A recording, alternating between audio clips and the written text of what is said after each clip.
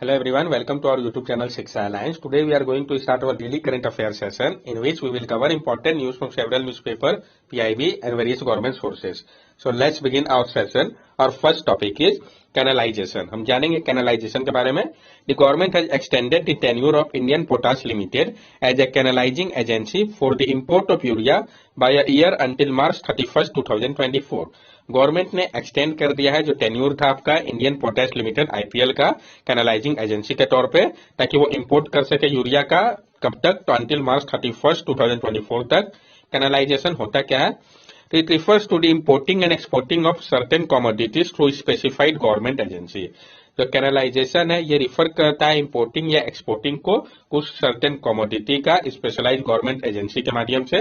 The purpose of canalization is to stabilize prices, ensure the availability of supply for domestic consumer, control the flow of commodity and improve bargaining power. Purpose है कैनालाइजेशन का कि stabilise किया जा सके उसके price को, ensure किया जाए कि अवेलेबिलिटी जो है सप्लाई का डोमेस्टिक कंज्यूमर के लिए हो, कंट्रोल किया जा सके फ्लो को कमोडिटी का और इंप्रूव किया जा सके बार्गेनिंग पावर को. डेजिग्नेटेड एजेंसी की अगर हम बात करें, it is done through designated state trading enterprise और इंटाइटीज ऑथोराइज बाय रिलेवेंट डिपार्टमेंट. और इसको किया जाता है डेजिग्नेटेड स्टेट ट्रेडिंग इंटरप्राइज या इंटाइटीज जिसको कि ऑथोराइज किया गया हो रिलेवेंट डिपार्टमेंट के द्वारा, जैसे कि Indian Potash Limited, Rashtriya Chemical Fertilizer, National Fertilizer Limited. ये सारे कैनालाइजिंग एजेंसी है इंपोर्ट करने के लिए यूरिया को. Major canalise commodity include precious metal, arms and ammunition and agriculture product like onion and fertiliser. और जो आपका मेजर कैनालाइज कमोडिटी है वो कौन कौन से है? जैसे कि आपका प्रीसियस मेटल हो गया, आर्म्स एंड एम्यूनिशन हो गया, एग्रीकल्चर प्रोडक्ट जैसे कि ऑनियन फर्टिलाइजर हो गया. इसके अलावा बहुत सारे प्रोडक्ट है. नेक्स्ट टॉपिक है हमारा ग्रीन गुड्स और प्रोडक्ट. तो हम जानेंगे ग्रीन गुड्स प्रोडक्ट के बारे में. As per the United Nation conference on trade and development UNCTAD, the trade in manufacture goods had declined first quarter of 2023 but green goods trade continue to increase. जो United Nation conference on trade and development UNCTAD है उनके अनुसार जो trade है manufacture goods का उसमें decline दिखा गया है फर्स्ट क्वार्टर के दौरान 2023 का, लेकिन जो ग्रीन गुड्स का ट्रेड है ये अभी भी बढ़ रहा है. ग्रीन प्रोडक्ट के बारे में हम समझ ले पहले. A product that has minimal negative impact on the environment throughout its entire life cycle from production to disposal. Green product कौन सा प्रोडक्ट है? तो ऐसा प्रोडक्ट जिसका मिनिमल नेगेटिव इम्पैक्ट होता है एनवायरमेंट के ऊपर उसके पूरे इंटायर लाइफ साइकिल के दौरान प्रोडक्शन से लेकर डिस्पोजल तक, उसी को ग्रीन प्रोडक्ट कहते हैं. एग्जांपल के तौर पर जैसे कि renewable energy sources, solar panel, wind turbine, energy efficient appliance, organic food, non toxic cleaning product and electric vehicle. Example हो गया आपका ग्रीन प्रोडक्ट का रिन्यूएबल एनर्जी सोर्सेज जैसे कि सोलर पैनल या wind turbine, energy efficient appliance हो गया, organic food, non toxic clinic product और electric vehicle. The global market for green energy and hydrogen technology is projected to reach $2.2 trillion by 2023. Electric and hybrid vehicle and non-plastic packaging and wind turbine show significant growth. जो global market है green energy और hydrogen technology का, इसको project किया जा रहा है कि $2.2 ट्रिलियन का हो जाएगा 2023 के एंड तक. Electric hybrid vehicle, non plastic packaging और विंड टर्बाइन जो है इसमें सिग्निफिकेंट ग्रोथ देखा गया है. एडवांटेज की अगर हम बात करें इसकी, reduce negative environmental impact, promote sustainability, encourage innovation in eco friendly technology, help preserve natural resource and can provide a marketing advantage for business. इसका एडवांटेज है कि ये रिड्यूस करता है नेगेटिव इन्वायरमेंट इम्पैक्ट को, प्रमोट करता है सस्टेनेबिलिटी को, इंकरेज करता है इनोवेशन को इको फ्रेंडली टेक्नोलॉजी के लिए, मदद करता है प्रिजर्व करने में नेचुरल रिसोर्स को और ये प्रोवाइड करता है मार्केटिंग एडवांटेज बिजनेस के लिए. अगर हम चैलेंजेस की बात करें, can be more expensive to produce, may not always be as accessible और convenient as traditional product, may require changes in consumer behavior and attitude towards sustainability, and there can be difficulty in verifying and regulating green claims.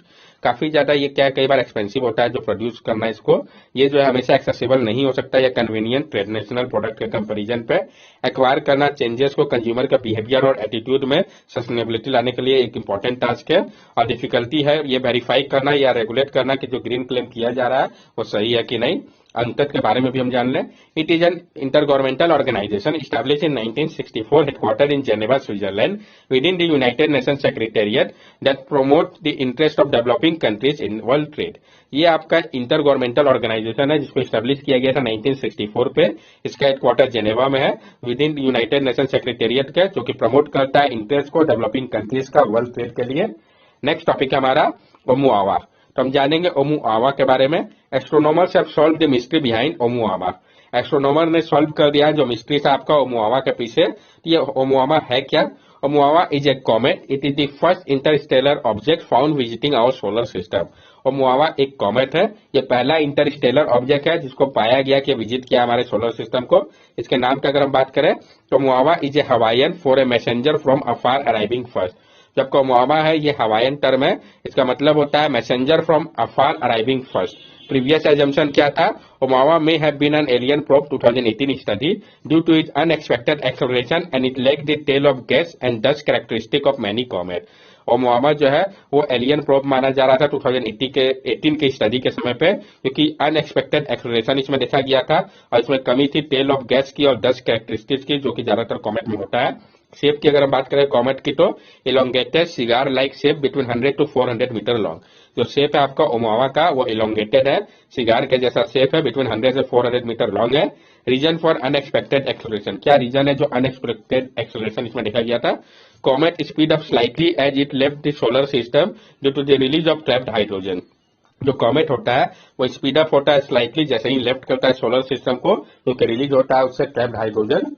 Composition की अगर हम बात करें, made up of hydrogen, carbon and oxygen rich ice. ये बना हुआ है आपका हाइड्रोजन, कार्बन और ऑक्सीजन रिच आइस से। Origin possibly ejected from a nearby star system due to gravitational interaction. और ये पॉसिबली इजेक्ट हुआ होगा नियर बाई स्टार सिस्टम से ग्रेविटेशनल इंटरेक्शन के कारण। कब इसको डिस्कवर किया गया था? First spotted in 2017 by a telescope in हवाई।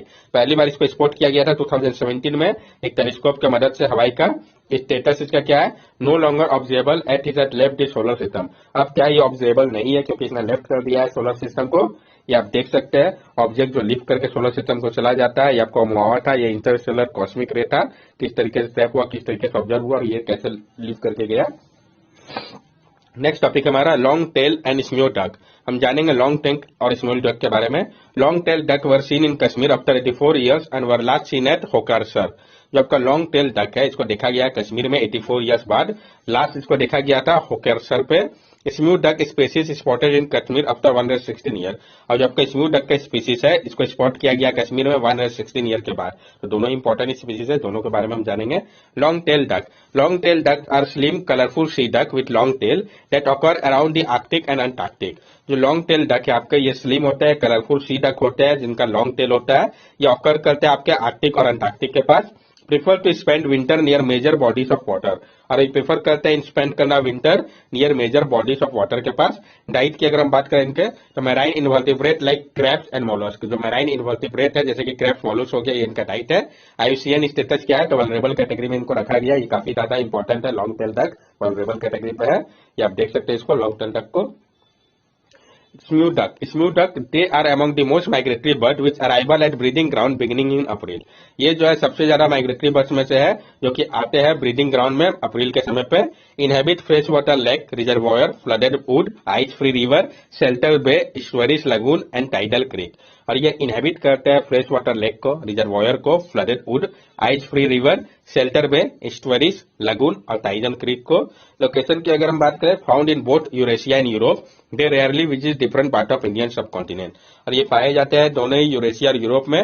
रेयरली ही इनको पाया जा सकता है इंडियन सब कॉन्टिनेंट में। आईयूसीएन स्टेटस में इनको लिस्ट कंसर्न में रखा गया है, तो स्म्यू डक लिस्ट कंसर्न में आता है, ये आपको याद होना चाहिए।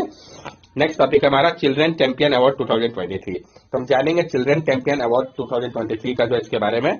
An Assam-based NGO named Tapoban has won the Children Champion Award 2023 in the Health and Nutrition category for their consistent effort to provide quality care to special and autism children। तो किनको मिला है, किस कैटेगरी पे मिला है, ये सब इंपॉर्टेंट है। तो जो आपका एक असम बेस्ड एनजीओ है, कहाँ का, असम का, जिसका नाम क्या है, तपोवन, उसने जीता है चिल्ड्रन चैंपियन अवार्ड 2023 का हेल्थ एंड न्यूट्रिशन कैटेगरी पे, क्योंकि उन्होंने कंसिस्टेंट एफर्ट शो किया है, प्रोवाइड किया है क्वालिटी केयर को स्पेशल और ऑटिस्टिक चिल्ड्रन के लिए।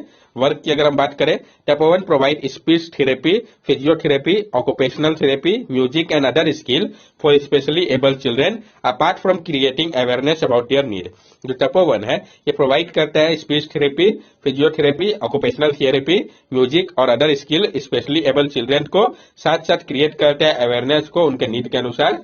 वैल्यू की अगर हम बात करें, compassion and empathy for children with special need, importance of education and awareness, community involvement and support, ये सारे इसके वैल्यू है। इस अवार्ड के बारे में हम जान लें, चिल्ड्रन चैंपियन अवार्ड के बारे में। The award was instituted by the Delhi commission for the protection of child right and receive 1100 nomination from individual and organization across the country. ये जो अवार्ड है इसको इंस्टीट्यूट किया गया है Delhi commission for protection of child right के द्वारा और रिसीव किया गया था 1100 नॉमिनेशन इंडिविजुअल और ऑर्गेनाइजेशन के द्वारा कंट्री से, जिसमें असम बेस्ड एनजीओ तपोवन को दिया गया है। नेक्स्ट टॉपिक हमारा यूएई फूड बैंक। हम जानेंगे यूएई के फूड बैंक के बारे में।